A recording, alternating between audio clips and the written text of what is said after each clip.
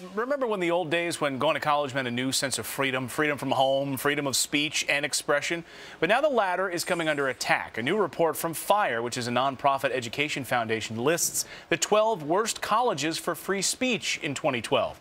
And some on the list may even surprise you. Joining us now to highlight 5 of them is Vice President of FIRE, Robert Shibley. Nice to see you this morning, Robert. Welcome to the show. Thanks very much for having me. Now, you make the case that many colleges are violating the very premise that they put down on paper about free speech. You sign up to go to that college. When you get there, they don't walk the talk. That's right. You know, it happens at far too many colleges. Our research on over 400 colleges across the United States show that 65% of them actually have policies that would violate the Constitution if they were in public universities, and do violate the Constitution when they are. So some of the worst colleges that you highlight in your report, let's go through these 5 here, starting with the University of Cincinnati. That's right. At University of Cincinnati, they actually restrict demonstrations, rallies, and protests to just 0.1% of the college campus. And they recently decided to enforce this policy against a group called the Young Americans for Liberty, who were collecting signatures for a ballot initiative in Ohio. They actually warned them that they were not going to tolerate walking around outside of their tiny free speech area, and if they did, they'd call the police. So that little green dot on your screen is the area where you're allowed to go and have a protest. St. Augustine's College is also one that you mentioned as a worst free speech offender. Why so? Well, that's right. St. Augustine's is here in Raleigh, and their offense against free speech was really very petty, but very major for the student they did it to.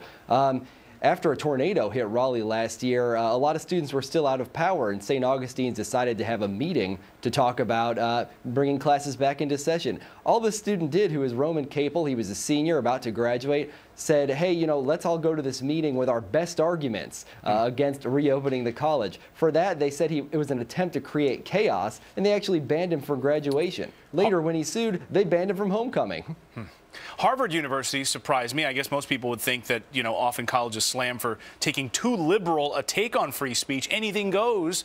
Here's one of the most liberal universities. Worst of the free speech offenders. Why? Well, unfortunately, very little goes at Harvard if it goes against the ethos of what the administrators want. Actually, they broke a 375-year-old tradition of not asking oaths of their students. They tried to get every student to sign a civility oath that was coming in this year, and they were actually going to post the signatures and the oath up in the dorm so everybody could see if somebody refused to sign it. Syracuse University, also on your list. Why? Well, Syracuse is on our list at the top last year. This year it was number 2. This was for expelling an education student, Matt Wernzak. The reason they expelled him was because he complained on Facebook about a comment that he thought was racially offensive to him as a student teacher from Syracuse. And when he complained, they actually told him that he had to get out immediately, that he had to take anger management classes and diversity training, and only then would they even consider letting him back into college. Interesting. And finally, here on the top 5 that you have here, Bucknell University. Why Bucknell? Well, Bucknell did 2 things to its conservative club. First, back during the debate over the stimulus package, they were passing out Obama stimulus dollars that said that your money would be as worthless as these fake dollars if the stimulus package passed.